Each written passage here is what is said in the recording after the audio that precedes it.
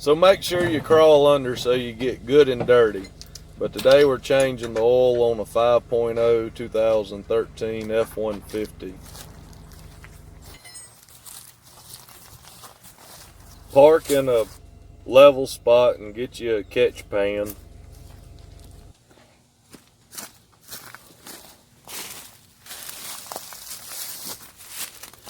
Find the dirtiest spot you can find to crawl under it. You know, don't jack it up. Don't get a clean spot. You want to be as dirty as you can here. I wouldn't even wear the gloves. But the oil's pretty hot, so I didn't want to burn my hand without the gloves. A 15 millimeter worked just fine for getting it off for me. Seemed like a real long oil plug.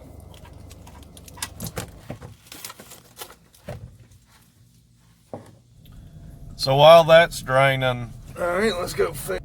I like to go ahead and pull my dipstick, wipe it off, lay it to the side, and pull my oil cap, unscrew it. And I learned this from a friend, but I like to put the oil cap there on the hood latch, so if you forget to put the oil cap on, the hood won't shut.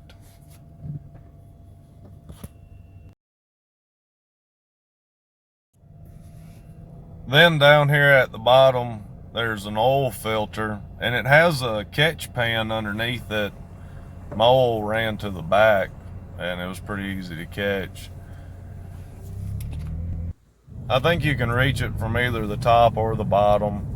I had to use a pair of pliers to get mine off, which were oil filter type pliers, but it's very easy to poke a screwdriver through it, or looks like it'd be pretty easy to get it off by hand. If good dry hands, maybe let the truck cool off first or cool down a good bit.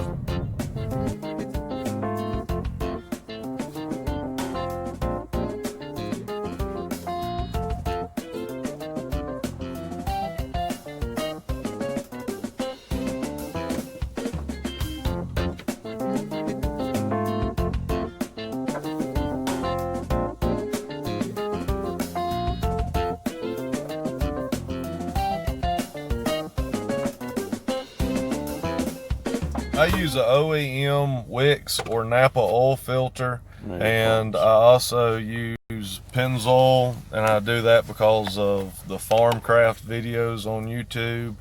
Shout out to that guy. Make sure you put some oil on your new O-ring, and check your old filter to make sure it still has its O-ring. If it doesn't have your O-ring on it, then it's still on where the filter screws in. Screw your filter in. I couldn't see it, but just bounce around till you find some threads, in which this truck is not muddy, so it's pretty clean under here.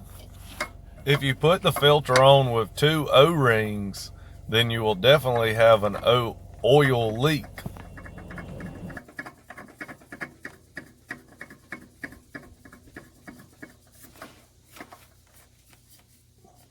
Get it good and tight. You don't have to get it no crazy tight, but I use another rag, and the rag helped, and it turned about 1 1/4 turns after spinning it up, and it really came to a stop when it was done.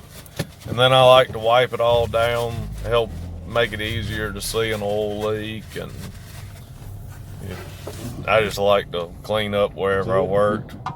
And then put the plug back in. Just should thread right on in. You don't have to tighten it, nothing super crazy. I mean, snug it up, but I wouldn't go, don't strip it out. Just put it in there. I know some folks, they just tighten the mess out of them, and I just don't see any reason for that. Which I park in the same sort of spot, so I'll know if I have an oil leak. This thing calls for 7.7 quarts.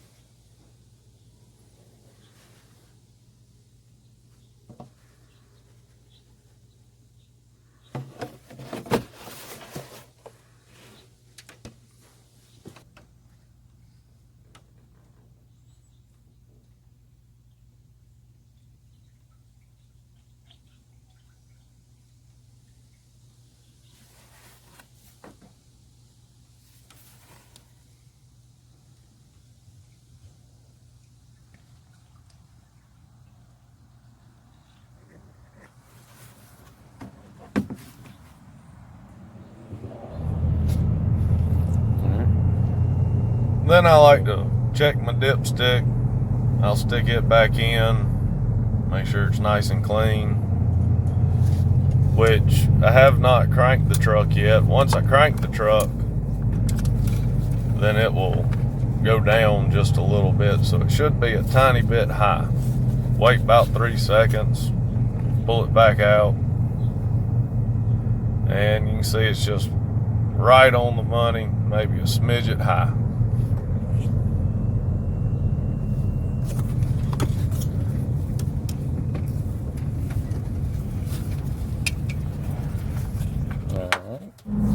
Now that you have oil in the truck and you have the filter on, you got the plug in, crank the truck and watch the dash.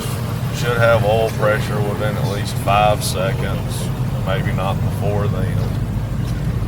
And then you can poke around underneath and look for any leaks.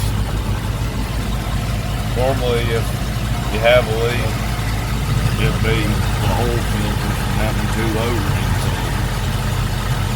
But you shouldn't have any.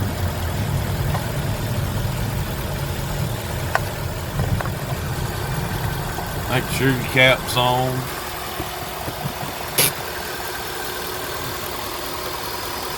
Then cut the truck off and check the oil again.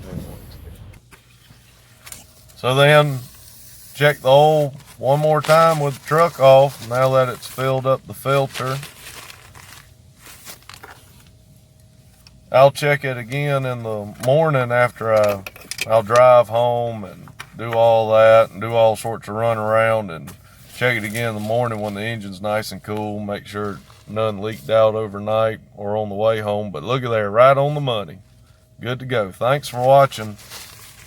Like and share and all that junk.